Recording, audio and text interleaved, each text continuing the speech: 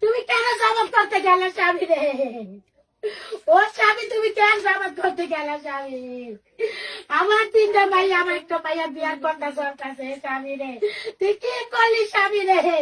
আমার জামাতের বুট দেওয়া দরকার নাই। আল্লাহ রে, তুমি কি করলে স্বামী? এখন তোমার এক বেলা ভাত কে খাওয়াবে? তোমার এক বেলা ভাত খাও। তুমি কি করলাম রে? দেখো যারা ওর কথা শুনছো ওকে বাড়ি ঘর রয়ে গেছে, শুধু তোমরা তিনটা ভাই ওকে কথা শুনো নাই, তার জন্য তোমাকে এই লালত।